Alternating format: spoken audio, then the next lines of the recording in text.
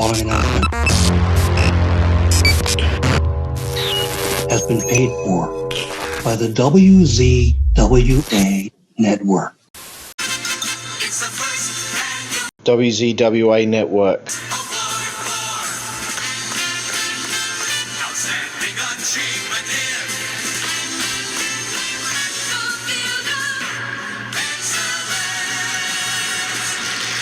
Hello, everybody, and welcome to the first annual WZWA Network Awards for Outstanding Achievement in the Field of Excellence in Professional Wrestling. I'm Karlifornia and Fury, your host with the most on the West Coast, and alongside me is my co-host Jooseyboy. What's going on, bro? Hello, California. Here we go, man. The end of year awards. Let's fucking do it, man. I'm so excited. Bro. We've never done this before. Nah. This is the first time. But we've been doing more reviews this year than we did last year, so it makes more sense that we would do it this year. So this is the first one. Very excited, bro. And to everyone out there, I've come up with, I don't know, like nearly around 30 awards to give out for 2021 and this year in professional wrestling. I'm going to start out though, DJ, with the negative ones. We're going to start out with that. We're going to start out with the negatives and then finish on the positives. How does that sound? Or should we alternate like one negative, one positive so that people don't just bail on that part of the video? Okay, all right. Yeah. We'll start off on a positive then, okay? We'll start off on a positive. Okay. All right, we're going to start off positive. You know what, dude? I've got to say, man, best film to video transfer. Oh, I can't wait till we get to that one, man. I'm excited, man.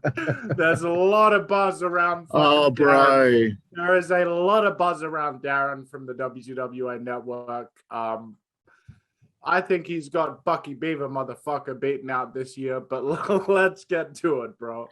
Okay, bro. The first one. Best gimmick. I'm going to let you take this one, bro. Who do you think had the best gimmick of 2021? Best gimmick. Let me go down my answers here because I don't even know which order I've got them in here. I think it's number 22. Yeah. And ladies and gentlemen, we don't know what each other's answers are. Right. So for best gimmick 2021, I have awarded Malachi Black with the honor. Fantastic, bro. Because guess what? I had the same answer. Unbelievable. Look at this, huh? Look at this. Yeah, we're vibing, bro. We're fucking vibing. Yeah, man. It's jazz. All right. Why has Malachi got the best gimmick?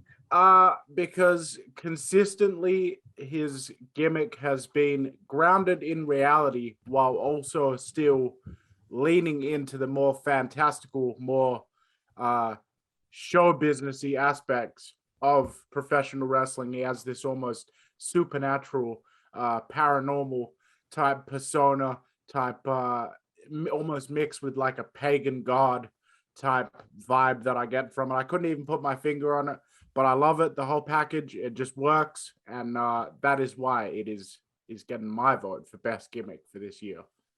Yeah, best gimmick, best portrayal of a gimmick. No doubt about it. Malachi Black was the first answer that came to my mind, and I couldn't really think of anyone else. So there we go. The first award goes for best gimmick to Malachi Black.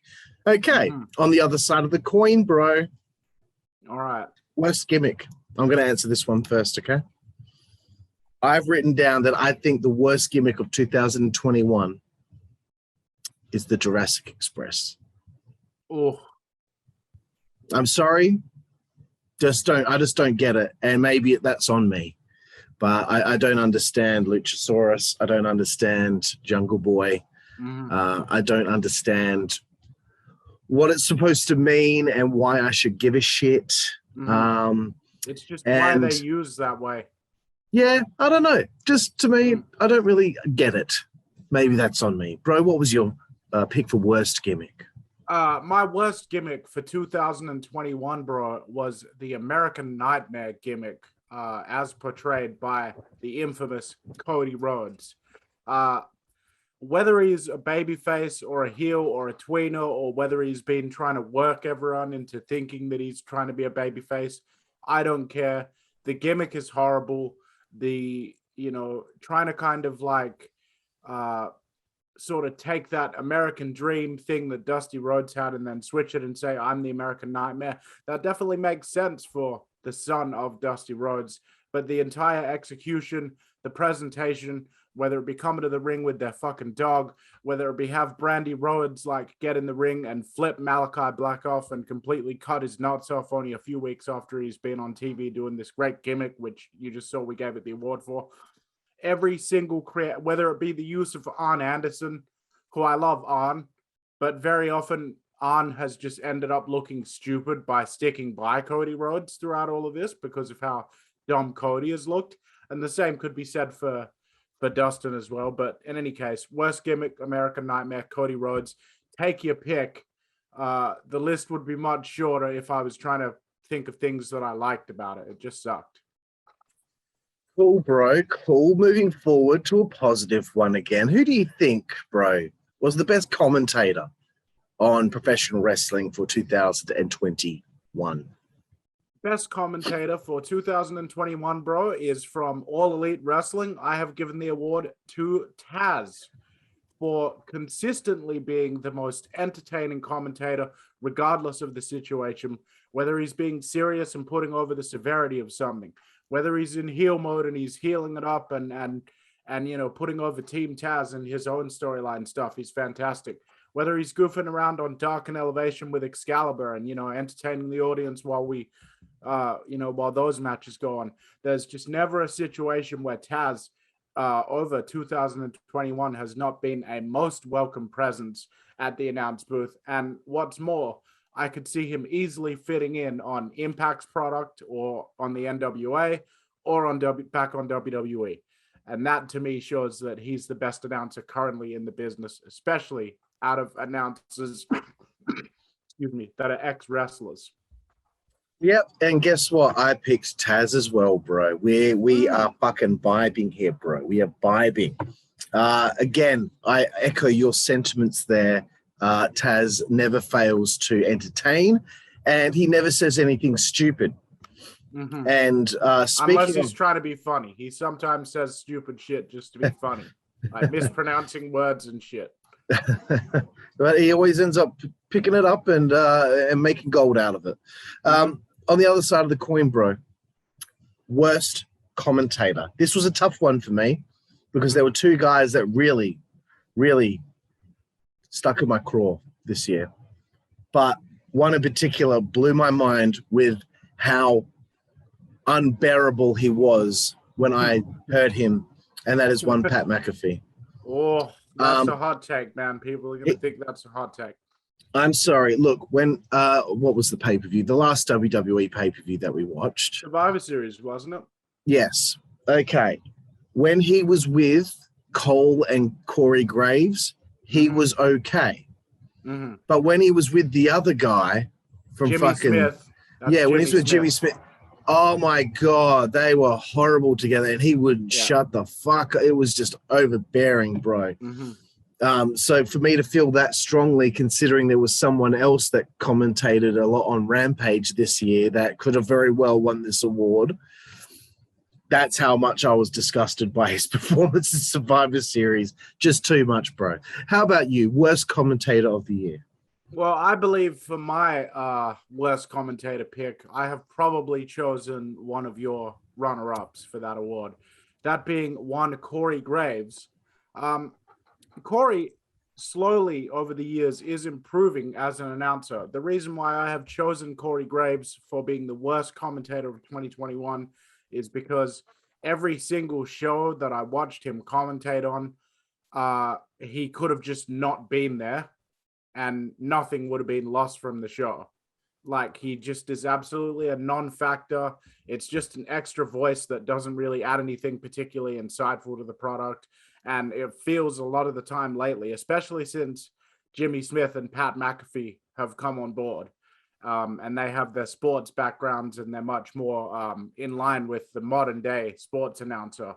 I really feel like they're replacing him. And I feel like he's not fitting in there anymore. It's just not, he's not adding anything to the role at all. don't really know how much, sorry for those of you who like Corey Graves. That's how I feel. I'm surprised, bro, at both of us here because Corey wasn't even my second worst choice. It was Chris Jericho.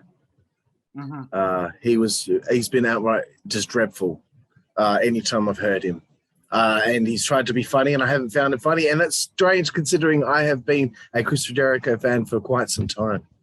So it's like I wish he would not do it. It's like once he got to his mid-40s, bro, he just has stopped being cool. He's stopped caring what people think about him, whether it be his dumb political views or it be his antiquated boomer sense of humor. And I don't know what's happened, bro, but basically since AEW, his career has taken like a downturn, in my opinion. But anyway. Yeah. Okay, moving forward, bro, to a positive. Best non-wrestler. This could be a manager. This could just be like an on-screen authority figure. Who have you selected for best non-wrestling talent in the industry right now? Well, ladies and gentlemen, his name is Paul Heyman. That is the man who I have chosen to award the Best Non-Wrestler of 2021 award to. He's just fantastic. It's one of those things. I mean, I mentioned when I was talking about Eddie Kingston's promo work a couple of weeks ago on an AEW review, how he transfixes the viewer and how they kind of get hooked in and mesmerized, similar to a great actor doing a monologue in a movie. And Paul Heyman, it's the same thing, but it's to an even greater degree. Eddie Kingston still isn't quite where Paul Heyman is. Paul Heyman is able to not only deliver things with sincerity and passion, but also adapt to like the reactions of the audience and, adapt to the live situation as it evolves. Nobody does it better than him. I don't think there's a manager in any company working in the business at any level that approaches him or even comes close. And I think that Paul Heyman's segments, him, Roman Reigns, Brock Lesnar, the Usos, that is some of the most must-watch TV that's been produced by the WWE in the last 5 years. And it's almost a bit shameful that you got a non-wrestler that his segments are almost like more must-see TV than the guys on the active roster. But there you go, Paul Heyman. He's just in a class of his own when it comes to that. Excellent choice, bro. My choice, I went with Don Callis. I was very impressed with Don this year. I hadn't, seen him in a role like that since fucking ECW. I know he did a little bit in TNA for a second there, but to see Don Callis do what he did this year, I thought he was great on the microphone, especially during his feud with Christian, I suppose you could say, when Christian was working with Kenny Omega. I really hoped that they would be smart enough to do a Christian Don Callis main event on Dynamite. I think that would have been an interesting situation, which I would have wanted to tune into, because Don can work, but still, you could have done something there. But I think he did a very good job this year, despite how the stories were written by the little beginners booker over there at AEW. So I think he turned chicken shit into chicken salad. Okay, bro. Worst wrestling TV product. This was hard for me to choose because I didn't watch Monday Night Raw once this year. I didn't watch SmackDown. I didn't watch 205 Live. I didn't watch NWA Power. The only shows that I can pick from are the shows that I watched. So it's AEW Dynamite. There's Rampage and NXT. NXT was the only other one. That's the only things that we've watched for the weekly shows. I haven't seen anything else. So with that being said, the worst show that I'm selecting for 2021 is Rampage. Despite the fact that, we covered Dynamite, we covered NXT. Dynamite, there were times where we were pretty upset with Dynamite, but I felt like Rampage had all this hype to be this, show, that the second show that they were bringing out. And as the weeks wore on when we were reviewing it, we realized very quickly this is a waste of time. foregone conclusions up and down the card, blowing your load too early on the show. The ratings have gone down significantly from the first episode. You know, when you have CM Punk make his debut and then you end the show the way you did on the very first one, it just, as time wore on, I knew this is not worth our time. And I think it's proof in the pudding with the ratings right now that it's not worth a lot of people's time. I think that show needs more time and needs someone booking for it that knows what they're doing. On the other side of the coin, bro, your choice now, worst wrestling television show of 2021. Yeah, well, it's going to be short and sweet. I chose Monday Night Raw. Monday Night Raw has gotten so bad that I can't even sit through clips of it. It's just, I'm only watching the main event clips and only like the last 10 minutes of the main event segment, not even the full thing, because it's gotten so bad so often. And anyone that's seen it knows exactly what I'm talking about. That's literally all that I have to say. Excellent, bro. Excellent. Coming up next, worst feud of the year. Another negative one. Take it away, bro. Which feud this year would you consider the worst feud? This one is possibly a hot take, depending on what people think. But I don't care. The absolute worst feud this year was the Elite versus Adam Page with the Dark Order. This was kind of an on and off thing that just kept going on and on throughout the whole year. It was absolutely awful at every single step of the way. There weren't basically any redeeming segments with the exception of Adam Page on his own ascending to the next level. He did that by himself. The Elite, especially the Young Bucks, did nothing but act like fucking jerks and fuck around like annoying frat boys for the entire thing.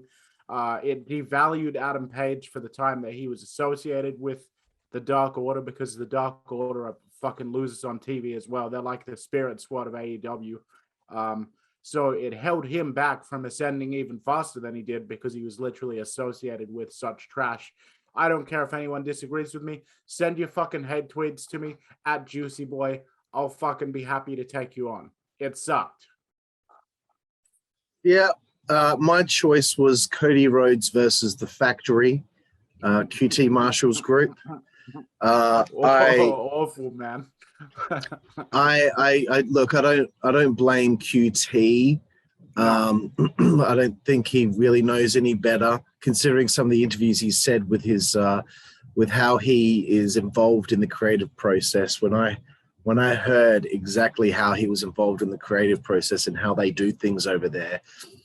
Yeah, my mind is a little bit blown that they actually allowed him to fucking do interviews and actually talk in depth about it, because the proof is in the pudding with this storyline. Yeah, you know, it's like Cody, they're running a backyard wrestling fed over there. It's just like, man, like no one. I knew you could read.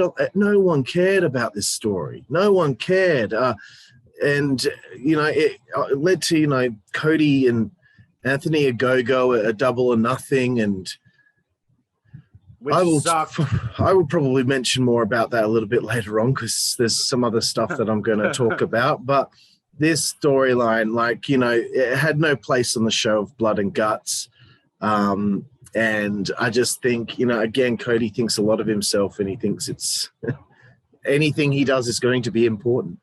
All right, bro, moving away from the feuds now.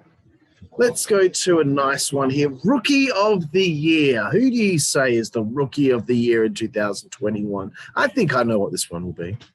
I don't think you do, because I think you maybe jumping the gun, because I have gone with a bit of a sleeper for Rookie of the Year. It's somebody that people are going to think are controversial. People are going to be like, what the fuck are you thinking? That person is from the WWE, Omos, man. I am giving the Rookie of the Year spot to Omos.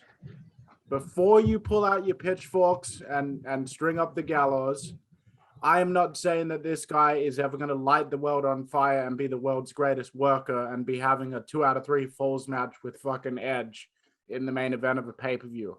The reason I have given him the spot for Rookie of the Year is because almost only just turned on AJ Styles last week. And when he did it in dominant fashion. You could clearly tell that AJ has done an exemplary job of tutoring him. They've kept AJ and him together for a long time, slowly building up his confidence. The guy is a larger-than-life monster. He got on the mic for the first time last week when he turned on AJ and said, the next time you see me, it's going to be in a match, dropped the microphone and walked out. I think it's been brilliantly done. There have been a lot of great rookie talent. You know, there were several different people that I could have gone with for this award. I ultimately gave it to a must because I really feel like WWE can be such a terrible product, man, but the things that they do well, they do them very well. They're still the world class, the last word in professional wrestling when they're doing things well. Excellent, and that is bro. almost as an example of that. Excellent. Very, very interesting, bro. My rookie of the year, I think maybe you might be able to figure this one out. I think there's a future of the wrestling business right now. He's going to be main eventing WrestleMania within the next, 5-6 years. If they build it the right way, it's the one and only Bron Breakker. Tommaso! Tommaso! Fuck yeah, bro. I want that NXT title. He has been so, out of the gate. It's like he's been doing it for years, and he's a rookie. This was his first year in the business. Unbelievable, man. This guy has got all the gifts necessary to become the biggest star in the business, and it's rare that I can see that in when Kurt Hennig's son showed up as Michael McGillicuddy. I didn't think at all that he would be able to surpass his father, and that's nothing against Curtis Axel. I think he's very good. DiBiase Jr. as well. Yeah, it's just the shoes are too big to fill. But this guy, this kid right here, this is like when you see, Dwayne "The Rock" Johnson when he was, Rocky Maivia. You just, straight away he's going to be a bigger star than his father and his uncle. So Bron Breakker is my choice. Time for one that I'm really excited for, bro. Worst wrestler. All right. And here we go, bro. I think you know this answer from me. I think everyone out there may know this answer from me. My answer to this one is Cody Rhodes, okay? He has been the worst wrestler of 2021, and I'm going to tell you why. I'm going to tell you all why, okay? Because the first big thing that he did this year, bro, and I don't give a fuck about him dropping the TNT title to Darby Allin. I don't give a shit about that, okay? Okay, I'm sure it was nice, but I didn't see any of it. This is the stuff that I did see, okay? First of all, the feud with Shaq. The feud with Shaq made no sense at all. Brandy throwing the glass of water in Shaq's face made no sense at all. Leading to this mixed tag team match like a week before Revolution. Made no sense that they wouldn't do the Shaq match on a pay-per-view. But no. You know why? Because Cody wants to be on Revolution and be in the first ever ladder match in AEW history, doesn't he? So he books himself into the Revolution ladder match, being, the big hero with the injury angle during the match. A few weeks later, he's using a destroyer as a transitional move against, I think, Rey Fenix or one of those guys from the Lucha Brothers, I think. Again, the feud with QT Marshall and Anthony Ogogo. Nobody cared. And you do that whole build-up, and he beats Ogogo in a very poor match at Double or Nothing. With the weigh-in before the nonsense. Match, that's my next point, bro. The nonsense, including the weigh-in for the match that had no weight limits and crying about having a mixed-race daughter and bringing up stuff from a war between Britain and the US from 1812. What the hell was that about? What the hell was that about? Exactly. Teaming with Snoop Dogg. Of course, he had to be the one to team with Snoop Dogg. Yeah, not somebody cool.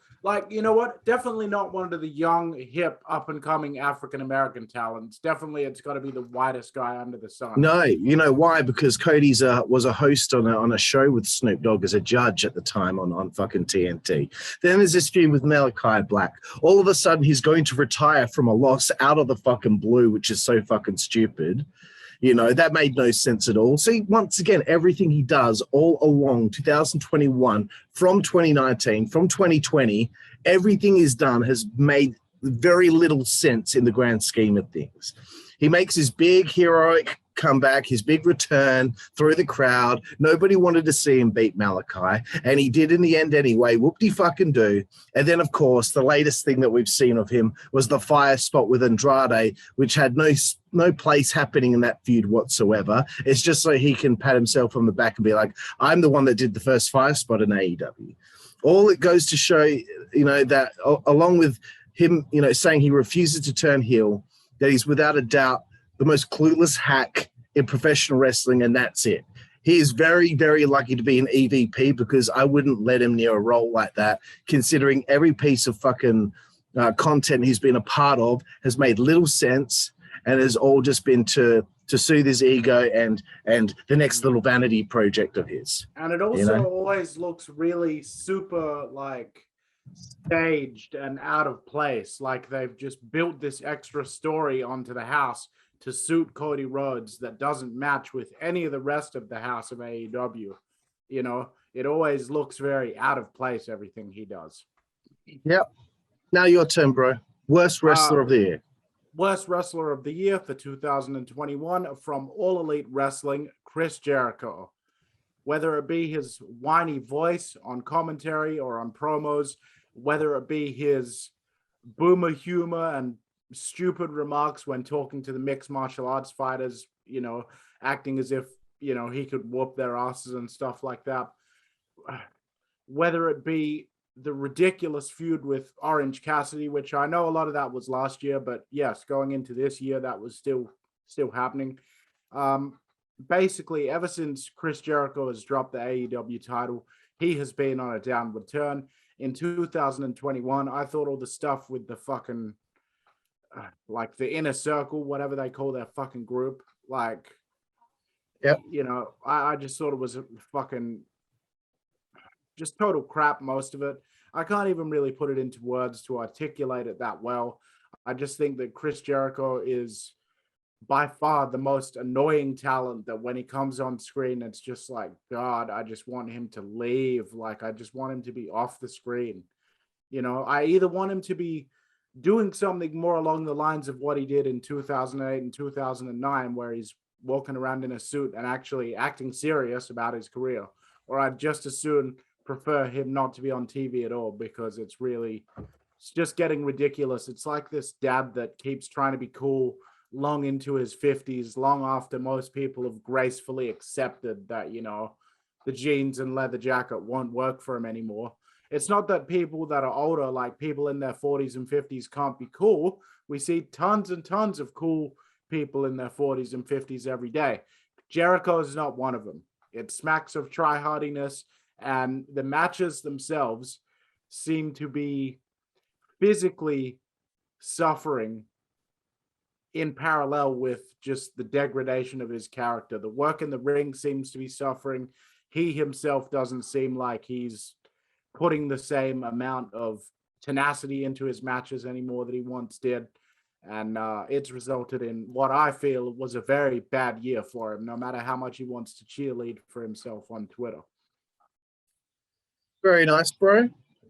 Moving forward to a more positive one. Most underrated performer in pro wrestling of 2021. Jooseyboy, take it away. I gave this award for most underrated to Christian. Christian returned at the Royal Rumble this year. He had an absolutely fantastic performance. He was in seemingly the best shape of his career. WWE, for some reason, would not sign him to a permanent deal that was similar in terms to that of Edge's. They would essentially not agree to sign him to a top guy type deal. And basically, from what I understand, the best that he was offered by WWE was like an upper mid-card type contract, like the same kind of thing that he would have had back in 05 or 06. And I feel like he's advanced so much further in his career and in terms of his name value and drawing power, and that's a slap in the face. But he found a home in AEW. That's one of the good things about All Elite Wrestling, is that they appreciate a lot of people for being good wrestlers. That's one thing. They are at least wrestling fans over there, even if we don't always agree with them. They signed Christian. He immediately debuts with one of the best matches I've seen in a long time against Kazarian, who's also criminally underused and would have also been in the running for this award as well if he'd been on TV more. And yeah, ever since he signed and had that first match with Kazarian, he's absolutely put on show-stealing performances, whether it be against Josh Alexander at Bound for Glory or whether it be that match he had against Kenny Omega on TV. He has absolutely just gone above and beyond. His work in the ring is just second to none at the moment, but I don't think a lot of people appreciate it. So that's why I gave him the most underrated. Absolutely, bro. And I would like to pledge that I think he should win that Owen Hart Memorial Tournament. Not all the young guys have to win everything. You know, the older guys can still be capable of success at this time of their career. Yeah. Think what a nice moment it was when Big Show won the Andre the Giant Memorial Battle Royal. You know, in like the 4th year. Everyone loved that because it makes sense, you know? Like, exactly. It was awesome. Yeah, right. Definitely. My most underrated for 2021, perhaps a controversial choice. I'm going with the one and only QT Marshall. Ooh. And I want to explain why. Because the first I'd seen of him was in his feud with Cody Rhodes. And I thought to myself, this guy's so bland. How does he get TV time? How is this guy even on the show? And this is why I've chosen him, because as we started reviewing AEW Dynamite and the pay-per-views going forward, and he got to be in that story with Paul White, despite the terrible start to the storyline, which is on Tony coming up with a way to have them have conflict with Tony Schiavone's 20-something-year-old son who looked like he could take... He's 31. He's in his 30s. He's 31 years old. Yeah, and he's being held like he's a teenager, and he's being threatened by the factory. Anyway, it was a bad start to the story, but as the story wore on, this guy who I did not see much in won me over. And by the end of it, I was excited to see him and Paul White wrestle at All Out. And I saw all the comments online, the way AEW fans tweeted at him, spoke about him. I was pretty disgusted, to be honest with you, because this guy was firing on all cylinders on the microphone. His character work was fantastic. The bowling shirt, the look in his face when he was surprised that Paul White would be actually mad at him when he was saying all these horrible things. Like what did you think was going to happen, bro? the phony choke slam, and then the standing over him like he was a god, basically, like...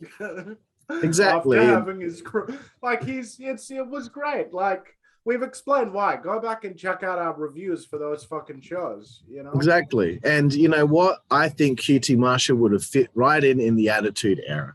I'm telling you right now. The guy's underrated. He would have been like that annoying guy walking around in his bowling shirt backstage, you know? He's just this guy that's found this incredible position in his career, which is so... he's just somehow he's overachieved and he's made it to this spot. That's why I like it. That's why I dig it, and I think people need to get off his dick and give him a chance. And I hope that the negative reaction from those diehard fans didn't lead Tony to thinking, "Oh, I might have to pull back on you a little bit, mate," because that would be stupid. Okay, moving forward, bro. Worst storyline. I'm letting you take this away. Which was the worst storyline for you personally in 2021? Man, it's like, without a doubt for me, the worst storyline of 2021 was the Cody Rhodes redemption storyline in AEW, where he reacted with shock to all of these boos at, because people didn't like what a fucking douchebag he was acting like. Then he lost that match to Malachi and sort of teased a retirement by leaving his boots in the ring. Number one, nobody would give a shit if you retired. Number two, you haven't spent long enough having a distinguished career for it to be a huge deal when you retire. Like, number three, people would probably be glad to see you go away, if anything, because of the way you've been acting. The poor reaction to that then, of course, led to this thing where he's being bullied by the Nightmare Factory, and they're telling him, "You've gone Hollywood," and stuff like that, and you've lost track of your roots, and you're son of a plumber roots, and all this different shit. And then what happens? He comes back to TV, gets a marginally better response from the audience, and then just continues being Mr. fucking Hollywood and living in his own little fantasy world where he's like the next John Cena in the business. Terrible fucking storyline. Terrible way to respond to the audience criticism of Cody Rhodes' booking. They should have just turned him heel. He should have already been heel for at least the last 4 months by now, if not longer. The fact that they tried to spin Cody Rhodes' shit performances into some kind of redemption angle shows how tone deaf Cody Rhodes actually was, and possibly Tony Khan to an extent as well, actually were about Cody Rhodes. He needs to turn heel before he can be a good babyface again. There is no going back at this point and turning it around without turning heel first, full-blown heel. Awful storyline. Awful in all regards. He's seen the examples ahead of him, previous to him. He's seen what happened with Reigns. He's seen what happened with Cena, and he's not even on their level. No. He's got the example right there in front of him. Anyway, my worst storyline, because it was such a missed opportunity to do something very interesting. AEW versus Impact Wrestling. Because, okay, I'll try and lay it out and do this in a nutshell. Kenny wins the championship. Kenny was helped by Don Callis, who was one of the guys in charge of Impact. They run out of the arena and get in the car and get out of there. And then the next time you can see us, it'll be on Impact Wrestling this week. Oh gosh, what's happened here? What has happened here? Has Kenny left AEW to side with Don and be an Impact? And has he stolen the championship? And now Tony has to send people to Impact to try and retrieve the championship and try and get it back off of him? What is this all going to lead to? That's what my first thought was. Like, this could be something. You know, I know around that time they had Rhino, they had Shamrock. I've said it a few times. Imagine Impact in response to Tony sending people their way. All of a sudden, Shamrock and Rhino jumped the guardrail and beat the fuck out of the Young Bucks, or something like that. But no, the Young Bucks ended up siding with Kenny. Tony didn't seem overly upset about that, despite them being EVPs. Then the Good Brothers from Impact join in on the fray, and it just started to not really make any sense. And I don't know what the whole purpose of it was. I thought this was going to be something where they were going to bring Impact up a little bit to make it look like maybe Impact wanted their second spot in professional wrestling back. That's what I thought might have happened. It might have been a little bit of a war between the two companies. And I had arguments with people online where they'd be like, oh, just wait and see where it goes. Well, it never went anywhere. It only finally ended because they needed to get the belt off him onto Christian, because Kenny wasn't going to put over anyone from Impact for that belt. I don't know what the whole point was. I don't know what it served other than to make AEW look better by having Kenny Omega be the belt collector, which no one fucking gave a shit about anyway. It was just more dick sucking for the EVPs, bro. That's all that was. Waste of fucking time, man. Don't know what the fucking point was. You wasted our time, got our hopes up, and any fan out there going, oh, well, it achieved giving Impact more buy rates for their pay-per-views and more ratings. Yeah, in the short term. Long-term success, nothing. They didn't help Impact out at all. Because they made them look stupid. Anything with it. You the first time when you first do that, and it's like, oh, you can see us on Impact as they screech away in the car. That is your one opportunity where people are going to go, all right, I'll turn on Impact and see what happens. And then when they turned on Impact, the next episode of Impact, and saw a fucking paid ad by Tony Khan and more fucking around by Kenny Omega and the Good Brothers and shit, they just realized, it's just more trash. There's nothing big happening here. It's not a war between two companies. It's just more fucking around. Trying to masquerade like it's a wrestling war. Like, what would fucking Moxley do? If it were real, what would Moxley do? Moxley would have shown up. Moxley would have done something. Yep. Fucking tragic, bro. Anyway, let's get back to a positive one. It's your turn, bro. It's for the best high flyer of 2021. Best high flyer. Fucking, I think that there was only really one choice for me. I actually went back and forth on this one for a while, whether I wanted to award this one to this person. ultimately, every time I thought of the words high flyer, I couldn't think of anyone else. I think the best high flyer of 2021 has been Dante Martin. I think that he is a high flyer, much like AR Fox from the Indies, much like Rey Mysterio back in his WCW days, who can redefine what a high-flying wrestler is with, as I explained in last week's review of his match with MJF, just the way that he uses the ring and the ringside area, to assist in all these dives and rolls and flips. I think nobody is doing more to excite the audience than Dante Martin. And in my view, having the audience go, ooh and ah, is the most important thing about being a great high flyer. And that is why I'm giving the award to Dante for 2021. Nice, bro. I've gone with Darby Allin. Very nice. Because the dives to the outside that he does, I've never seen anyone do it like that before. The whole kamikaze pilot thing. I feel like when he's been in high match situations, he's utilized the correct psychology. So I was very impressed with his work with MJF and very impressed with his work with CM Punk. So because of that, I just can't really look past him. Just because I think he implemented that psychology that I was looking for in a high flyer. And that's it. That's my decision. Nice. Okay, the last negative award, and after this, it's all positive, everybody. This is the last one on the list. I'm going first here, bro. The most overrated wrestler of 2021. Now, not the worst. I just think most overrated. There's a difference, everyone. There's a difference. That's right. And my choice is the one and only Sammy Guevara. I don't get it. I don't get why he's one of the four pillars. I don't see it. He can't cut a great promo. He doesn't come across believable to me. His psychology is terrible. And the fact of the matter is, they have put him in this spot right now, which is not deserved. It shouldn't have happened yet. Okay? He beats Miro for the TNT Championship, which I just felt like he had no place beating him like that. I don't care if they want to try and sell it. Oh, Miro's got a bad neck. That's a bunch of bullshit. He's a man, and Sammy Guevara is a kid. Okay? I don't have any believability with him. I don't see him being a future main eventer. He was forced into this spot by Tony Khan because Tony all of a sudden had an epiphany after fucking All Out that he was going to make Sammy Guevara the TNT champion, despite the fact that there was no pretense to him being even in any spot where he should be able to beat a guy the size and experience of Miro. So I don't see it. I don't think he's going to be a big star.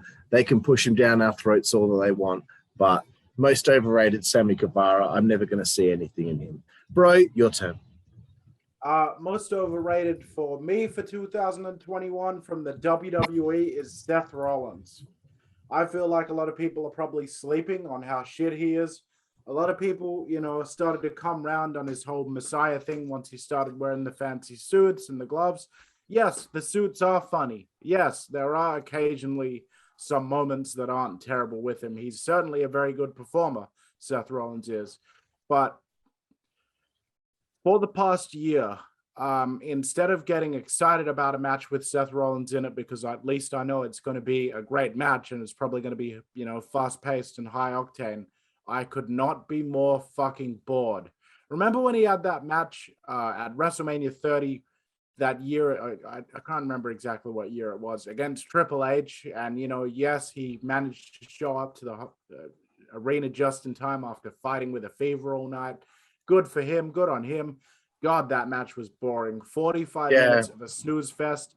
This new character with this fucking heel persona that Seth Rollins is doing, every single one of his matches is just like that boring Mania match with Triple H. They plod along. It's almost like Seth Rollins is trying to do the more performance-based style that you see Roman Reigns do, where he's very methodical and very very meticulous, and he stalks his opponent and spends time, like, you hear him talking to him, he talks to the camera, He communicates verbally and stuff, even when he's not wrestling. It seems like Seth Rollins in this current heel incarnation is attempting to do the same thing. It's not working. He doesn't have that kind of charisma. He actually has a pretty punchable, pretty annoying face and an extremely annoying voice. He's not a big, tall drink of water like Roman Reigns with a smooth voice and, movie star good looks. So he can't pull off that same type of working as Roman Reigns. I don't know why he tries. He's tremendous in the ring, but whatever the motivation behind his current character work, it is boring. It is go away heat for me. I mean, he had the last feud against Edge, and I just thought, great, there's the next 3 Edge matches wasted on Seth Rollins. It felt like Rey Mysterio couldn't escape Seth Rollins for 6 years as well. God, just interminable. Oh, I know I went on long, guys, but wow. That's okay. I completely understand where you're coming from with Seth Rollins. Okay, the next one, bro. It's all positive from here, everybody. All positive now. No more grumbling. Best brawler, Jooseyboy. Eddie Kingston. There is absolutely no doubt in my mind that he was going to win this award, and probably next year and the year after that. Unless someone's really special comes along, a special kind of brawler. Eddie Kingston, there's nobody better at that roughhouse brawling style of wrestling in the business today.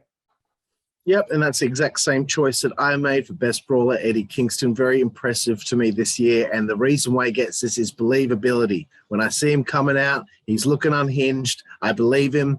When Moxley comes out looking unhinged, I don't believe him. So Eddie Kingston, the believability is what gives him best brawler. Okay, moving forward, bro.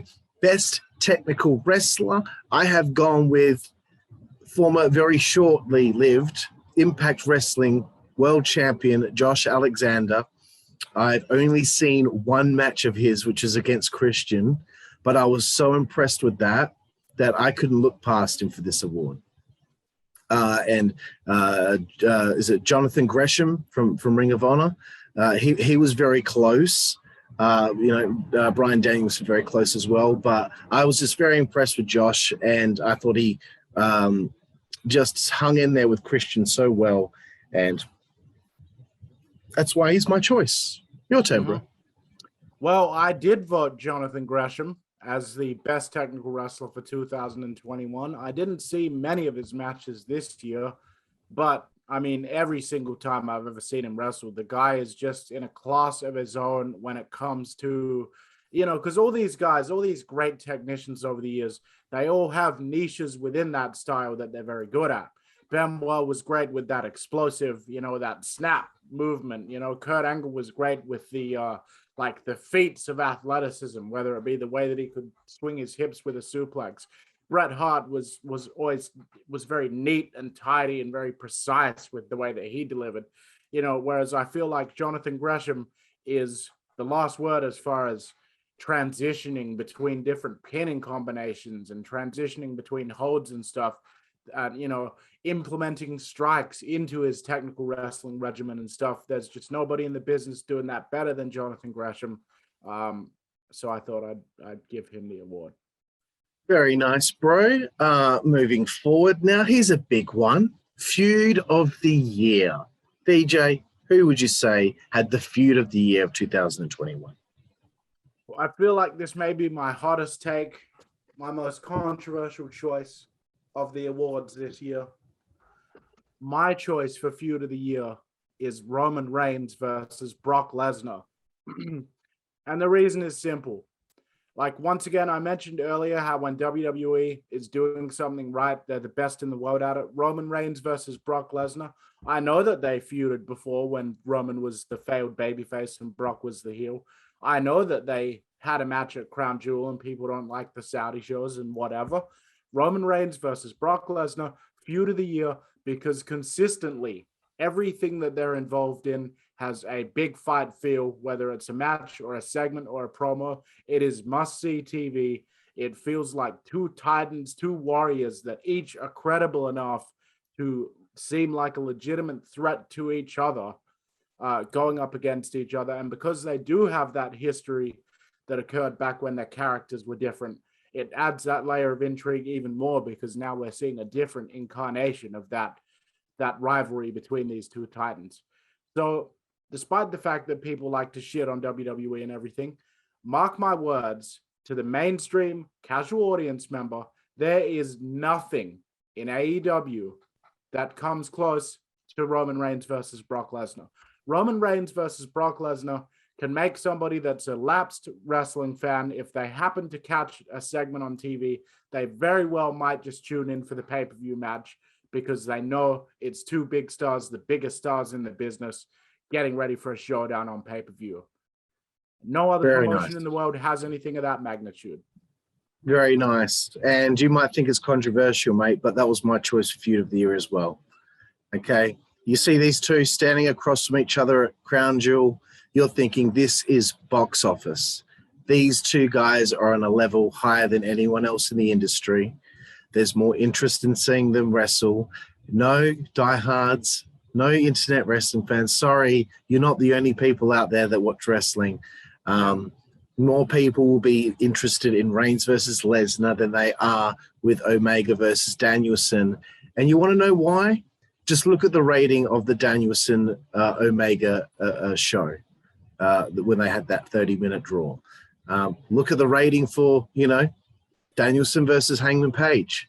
Sorry.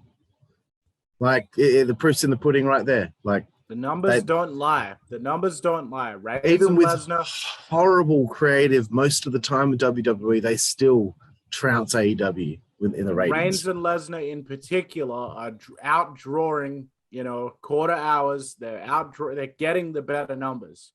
So argue with us all you want. Send your hate tweets to @Jooseyboy. But Feud of the Year, Reigns versus Brock Lesnar. Deal with it, bitch.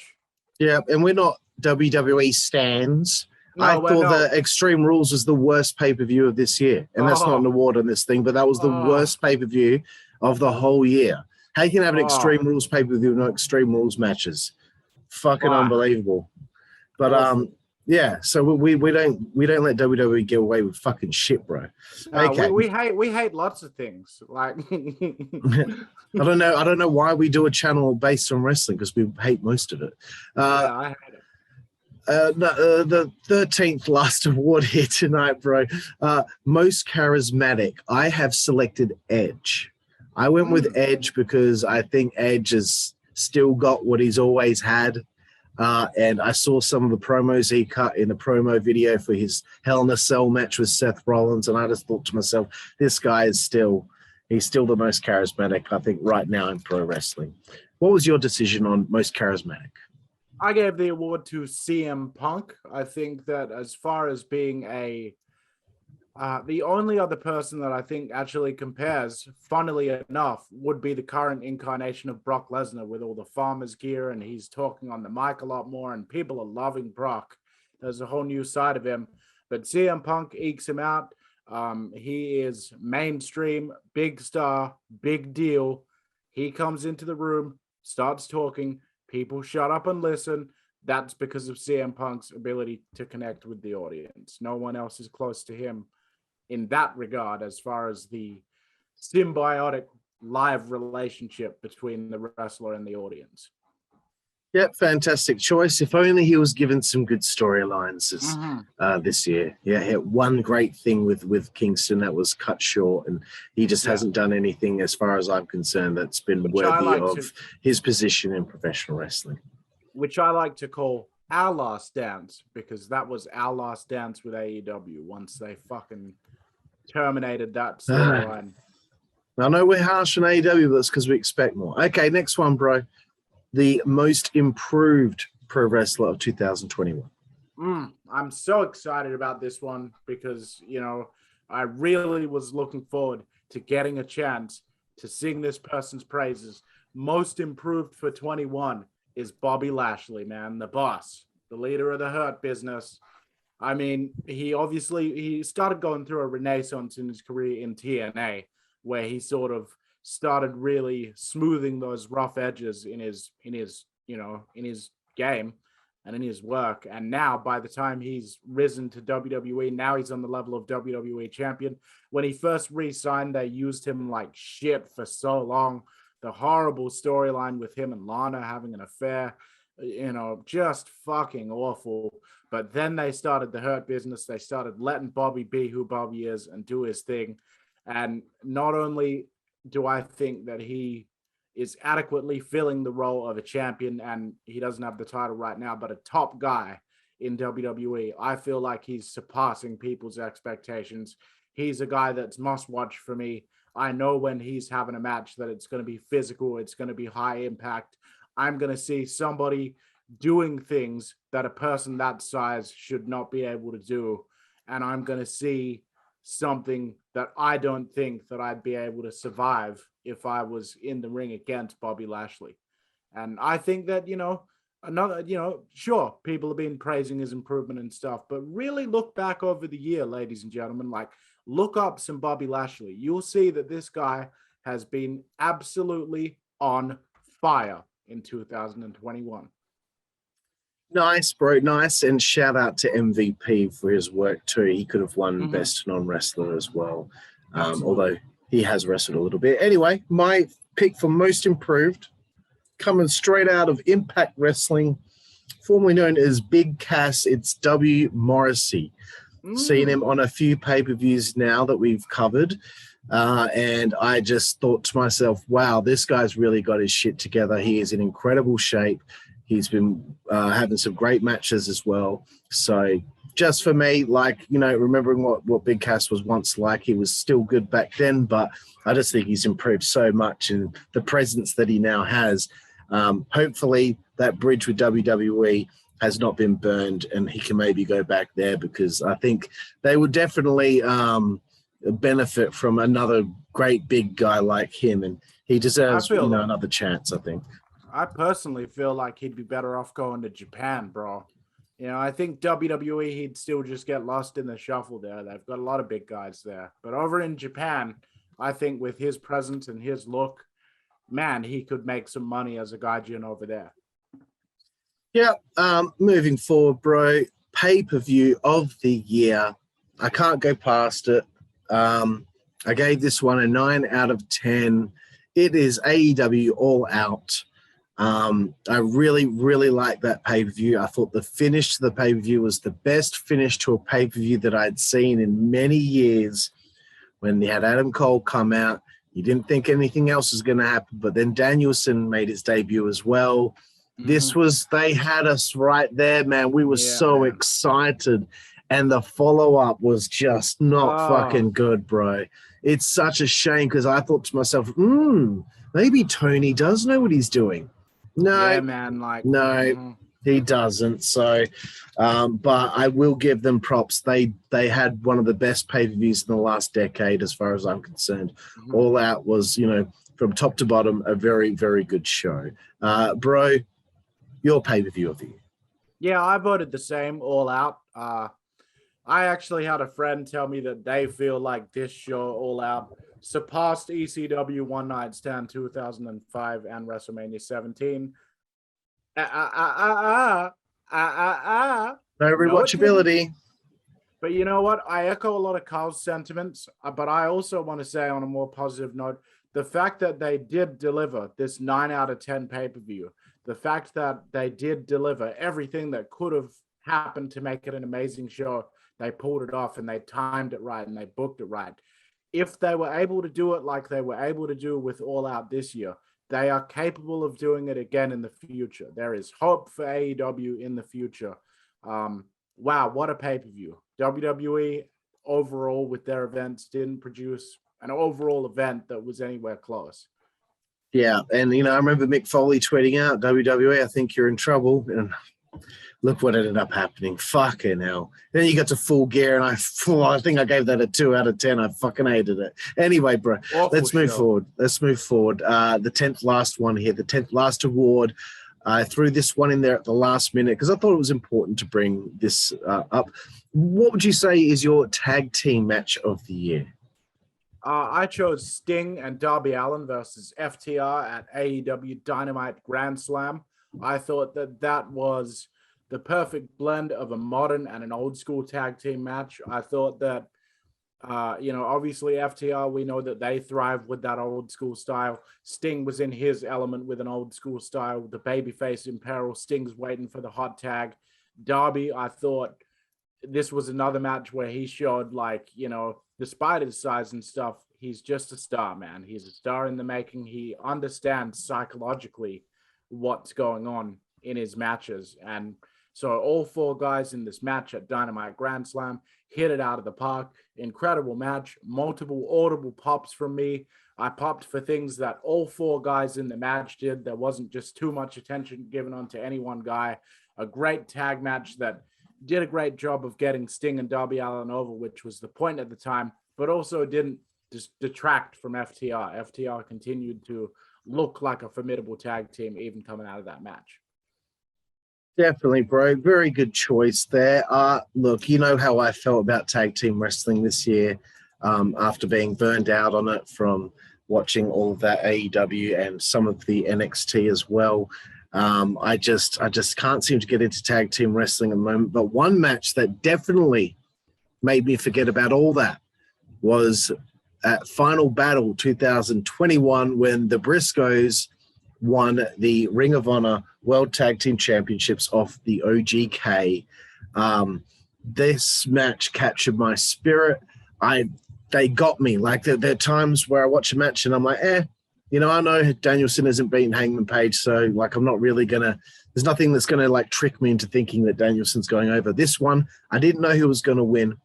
As it moved forward towards the end, it was like neck and neck. And then thankfully the right decision was made. The Briscoes won. And this was the first time I'd really seen them in a tag team match, which is surprising after all these years. But I'm very impressed by them. And, that they've been the past, they are the present, and I think they're still the future of tag team wrestling. And I'm looking forward to seeing what they do next. Excellent. Okay, the next one. Another huge one, bro. Match of the year. I had a really hard time making this decision. I weighed up all the different matches and was trying to think of, there was this match, but I could tell who was going to win. There was this match. No, I could tell who was going to win and what the result was going to be, despite it being a good match. I need the match to capture my spirit. I need myself to be so invested in this. Geez, I don't know who's going to win. That's, to me, that's what a great match is. It's not all of the stuff, on the journey to the destination. The destination is just as important as that journey. So if you can't hook me and have me on the edge of my seat, then you can't win match of the year. I'm sorry. So a lot of people might be surprised by this choice, but the main event of WrestleMania this year, I've gone with Roman Reigns versus Edge versus Daniel Bryan, that triple threat match. I didn't think Daniel was going to win, but I thought Edge might get this, considering the story behind it. But, again, the domination for Roman Reigns, I was hooked line and sinker for that one. So that's my match of the year. And there were a few others that were very close, but this is the one that got over the line. What was your choice, bro? Yeah, this was probably the most difficult award that we had to actually choose. My award for match of the year may surprise some people, not because it's not considered a great match by a lot of people, but because there were a lot of matches that were considered bigger and higher up, higher in stature than this match. But my choice for match of the year was Darby Allin versus MJF. I am very proud to be awarding this award to two young guys, two up-and-comers, two pillars of AEW, as they're called. Here's the thing. A lot of you might be wondering, why didn't I pick a WrestleMania main event or the All-Out main event or one of these big matches with one of these huge name stars as match of the year? Here's why. Those matches have such an unbelievable amount of pressure on them in order to achieve that level, in my eyes as a fan. There's a match that you already have very high expectations going in for, it is so difficult for that match to actually live up to it and for everything to go off without a hitch. Here we had a match where I don't think a lot of people were expecting a match of the year candidate, but I literally think this was probably one of the best matches I've ever seen in AEW. Definitely one of the like top 20 matches I've seen over the last like 3-4 years. An incredible match. And I'm glad that I'm giving it to this match instead of Punk's return match against Darby Allin, which was also a great match, but I also feel like kind of a predictable choice for the award. Yeah, that's a fantastic choice there, bro. That match stole that show. I don't care what anyone says. That was the best match on the show that it was on. And yes, a very good decision there, my friend. Okay, getting down to the wire here, bro. West best weekly TV show, bro. Which one have you chosen? NXT. Enough said. Watch the show. You'll see the difference. Yeah, I went with NXT 2.0, but again, I've only seen Dynamite, Rampage, and NXT this year. Obviously, Rampage was not going to be a contender, and Dynamite did not win this because Dynamite's pissed me off more than it's made me happy. So NXT, it might be safe, but I never get angry at what they do on the show. So that is the best weekly TV show at the moment, as far as I'm concerned. But I think, maybe if I watched Impact Wrestling, I might be thinking that. But I haven't had the time to watch it, or NWA or MLW, which are the other shows that I'd like to check out. But there's only so many hours in a week, bro. Okay. Moving on now. Promotion of the year. This was a tough one, man. This was a tough one because, a lot of people would probably think AEW is the promotion of the year because they've done a lot of things. They've made a lot of noise with all of these signings, but then they've gone overboard with these signings. Now Kyle O'Reilly's there. They got Tony Nese and Jay Lethal and Bobby Fish. And who else are they going to fucking bring in? Because fuck, Brian Cage can't get on TV right now. So for all the good that they've done, I just think that they've done a disservice to themselves, so they're out of the running for this. WWE, I can't give it to them really because I just feel like despite the good things that they do, more negatives than positives from them as well. So I think they've shot themselves in the foot a lot this year just because of their creative process and the red tape behind the scenes. That being said, don't want to talk too much longer. I'm giving promotion of the year to Impact Wrestling. The two pay-per-views that I've seen the build-up to all of these matches. I've been really impressed with what they've done creatively, and that, as far as I'm concerned, is what makes them promotion of the year. Maybe they're not making the most money. Maybe they don't get the biggest ratings. Maybe they don't have the biggest stars in the world, but with what they have, they produce some really great content. So, if somebody fucking threw some money into this company, I don't see how Impact Wrestling could fail if they have the right people behind the scenes, which they didn't previously when they were high and mighty. Bro, your choice, promotion of the year. I am going to reluctantly give promotion of the year to AEW. I feel as though when I think about, okay, which promotion is the best of the year, which promotion's done the best, which promotions made the biggest splash, reluctantly, because I don't always agree with their creative, so it's reluctantly, but I am going to give it to AEW because I feel like even though, yes, they have royally fucked up some of the good things that they've done, like you said, and yes, they have gone overboard, the fact is their net growth has been tremendous. The amount of eyeballs that they have dragged into their product this year has been tremendous. They have had a far bigger growth period this year than WWE. WWE's made more revenue than them, but AEW's percentage of new audience is much larger. Even though I don't always agree with what I see them do and they piss me off a lot, I just think it can't be denied that in 2021, they went from being Tony Khan's pet little project, AEW, to now they're a serious contender in the wrestling business. They definitely do matter. They have achieved, I already think, a stature that is greater than the original TNA. So I already think in a much shorter period of time, they've already jumped up above where TNA used to be as far as their audience and their penetration in the market and stuff like that. So I have to give him the award on that basis. Yeah, I see where you're coming from, bro. I just couldn't give it to him. They just fucked me off too much. I just couldn't do it. The guy that runs a company just doesn't really have his finger on the pulse of what he really needs to be doing with a television product that needs to garner casual fans to grow.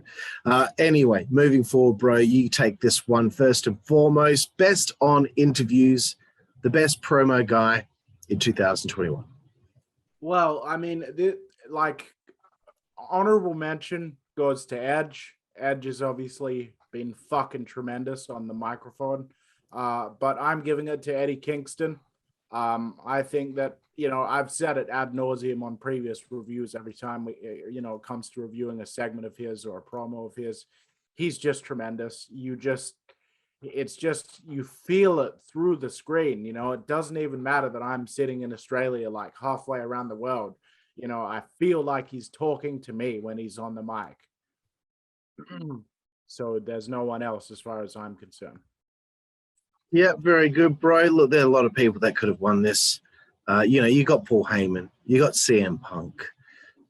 Dan Lambert has been a wonderful surprise as well, but sometimes he stumbles over his words just a little bit here and there.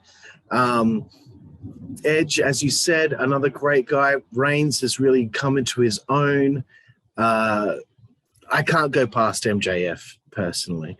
And I thought Eddie Kingston was a great choice as well, bro. But MJF, I just feel like every time he gets on that mic, oh, I can't wait to see what he's going to say this time. You know, how he's going to fucking cut down this guy this time, what he's going to say. I think for a guy that's 24 years old to be as articulate as he is and to have that ability that he does at that age is just unbelievable. So MJF, I could see him being a fucking lawyer if he wasn't a wrestler. He could probably pass the bar like that. He probably wouldn't even have to really try to fucking study for it. You know, this guy's just he's a special one, that's for sure. And I just hope that they don't fuck anything up with him. Okay, moving forward, bro. Got 5 to go here. I'm throwing this one in because women's tag team wrestling has finally started to get more of a spotlight this year. So I've come up with women's tag team of the year. There are some women's tag teams in AEW which do a good job.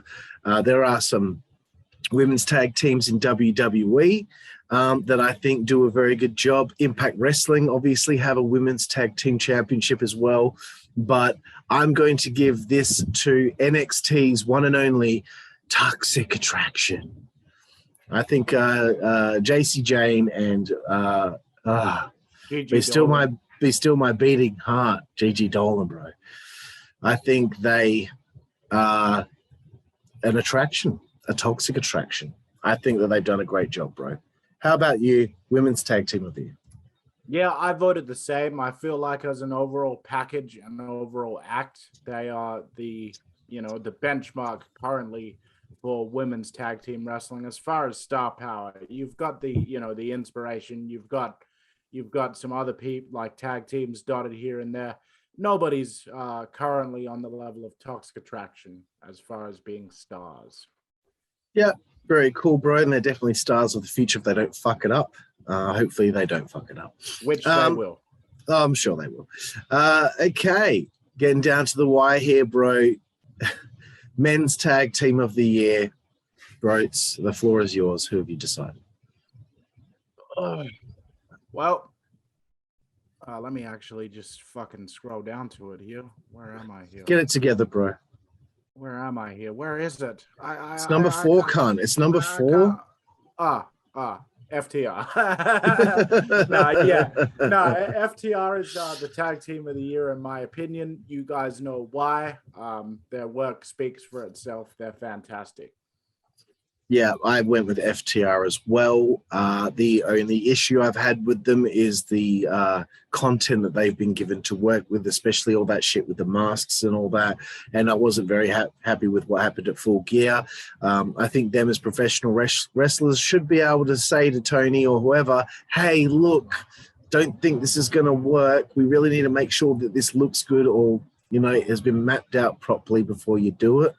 But that's not on them. I just think as a tag team, they cut off, the ring in half. They don't rely on stupid bullshit.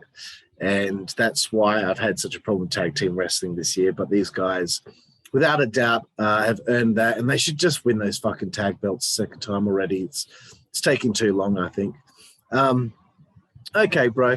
3 to go. Most outstanding wrestler. This isn't wrestler of the year. This is most outstanding wrestler. Just from bell to bell, who has impressed me the most in the ring as a wrestler? And I've given it to Bryan Danielson. He's always been one of the greatest at it. To see him go from where he was in WWE to coming over to AEW, despite the fact the matches against the guys, he's been against, you've known ahead of time who's winning the match, but this isn't about who's winning the match or if it's foregone conclusions left, right, and center. This is about from bell to bell, who I think has been the tightest in-ring wrestler of the year, and Danielson gets it for me. What about you, bro? I gave the award to MJF. I think that he has absolutely gone above and beyond in every situation. He is the only character in AEW that has consistently knocked it out of the park each and every week this year that we've watched. You can count on his segment reliably to be the one shining beacon of chicken salad in an ocean of chicken shit that can sometimes be these episodes. So yes, he's young. Yes, we're heaping a lot of praise on him this evening. He deserves it. He's had a hell of a year. Nice, bro. We've got 2 remaining. The second last one is Women's Wrestler of the Year. Take it away, bro. Who have you decided? Well, I chose Mickie James. I think that she deserves to be recognized for absolutely being, the standard bearer for good women's wrestling. At least in the Western world at the moment, like at least in the American scene. There are other people. There's Serena Deeb, there's Charlotte Flair, there's Bianca Belair, there's fucking Sasha Banks. Becky Lynch is capable of having some really good matches. There's a lot of people out there that can really go in the ring. But I think as a complete package and as somebody that the fans not only enjoy, but that they also admire and respect and treat with real reverence. Mickie James is in a class of her own, and what a year she had as well. Yeah, she had a great year, bro, as the Impact Women's Champion, and some of those matches she had on NWA shows and seeing her on those Impact pay-per-views, I think she's been killing it too, but she was not my choice. She was very close. And someone else was so close as well. She was so close because I'd said earlier in the year the best female performer going in wrestling right now is Dr. Britt Baker, DMD. I said it for so long, but since the Red Velvet feud, I just feel like the content she's been given hasn't been the best. It's not her fault. But because of the injury she's had, I don't think she's wrestled as much. She's only defended the championship 5 times since she won it. And she was so close, but she just hasn't been given the content necessary as far as I'm concerned. So I thought long and hard about it, bro. Mandy Rose was very close because she's been killing it on NXT. She's coming across like the face of that brand. Obviously a bunch of those ladies in WWE, are very close as well. But I couldn't go past one performer who I've been very impressed with. It's Camille, the NWA World Women's Champion. I have chosen her as the Women's Wrestler of the Year just because her presence is great. Every match I've seen of hers has been fantastic. I think her and Melina had the best match on the last NWA pay-per-view. I thought her match with Chelsea Green at NWA 73 was exceptional. So, man, I would love to see her tangle it up with some bigger names in women's wrestling right now. I can't see her being in NWA forever if there's not going to be any more formidable opponents. She's in a class of her own in that company, and can't wait to see what she does next. All right, bro. Time for The last one here, Wrestler of the Year. It was a tough one for me to choose this one as well. A lot of guys are very, very close. MJF was very, very close for me. But I just couldn't go past Roman Reigns. I think he has just doubled his worth with the heel run he's on. He's gone through Edge. He's gone through Daniel Bryan. He's beaten Lesnar again. He's beaten Big E. He's just... I can't think of anyone else, and I can't believe I picked him, to be honest with you, because 3 years ago I hated him with a passion, and it wasn't his fault. It was just the content that he was given, and him being this babyface, just I couldn't stand him. But now I'm saying that Roman Reigns was the Wrestler of the Year in 2021, not Kenny Omega. Bro, your turn here. Who is the Wrestler of the Year? I also gave it to Roman Reigns. If you look back to when the Shield first debuted and how cool the Shield was, you had Dean Ambrose, the crazy, eccentric, hardcore one. You had Seth Rollins, the high flyer, the Ring of Honor style, type wrestler. And then you had the big, powerful Roman Reigns in the corner that you immediately knew that the company saw money on him. This heel version of Roman Reigns is what 19-year-old me imagined, sorry, not 19, probably 20 years old at that time, but this heel Roman Reigns is what I imagined Roman Reigns to be like when he was in the Shield. That if you were to separate Roman Reigns from the unit, this is who it is. The reason he's the quiet one at the back, why it seems like the other two are always the ringleaders, is because they need to control this guy. That's what I used to think when they first debuted. They'd have him come in, clean house, be the big dominant powerhouse, usually get the pin with that spear. I was like, there's no doubt that this guy's the future, but hopefully they let him be a badass. They did the opposite of that. We went through fucking 5 years, 6 world title runs under this guy's belt already before he's, that's as if, like, imagine if Rocky Maivia never joined the nation, but then just still went on to win the 7 WWE championships anyway. That is essentially what the company did with Roman Reigns. As a heel, I believe that he has not only shown that he deserves to be in the upper echelon because of what he offers as a whole package, because I always thought the guy's just got all these tools. You have to use him in that way. He's just too perfect of a candidate to be the top guy for them not to use him, But now I feel like not only does he already have all those inherent tools that they need to capitalize on, now he's shown, all right, as a worker, he's elite as well. He's an elite level psychologist in the ring. When his career is all said and done, he will be on that list with Jake Roberts, with Macho Man Randy Savage, as guys that, they had entertaining matches. They were really good workers, especially against certain people. But really the bread and butter of their careers is that psychology and that storytelling in the ring, the non-physical stuff, the stuff they do with their characters. Roman Reigns is the best performer at that style of wrestling in the last 25 years. No one's even close. Wrestler of the... Very happy to be giving it to Roman Reigns after all those years of him floundering.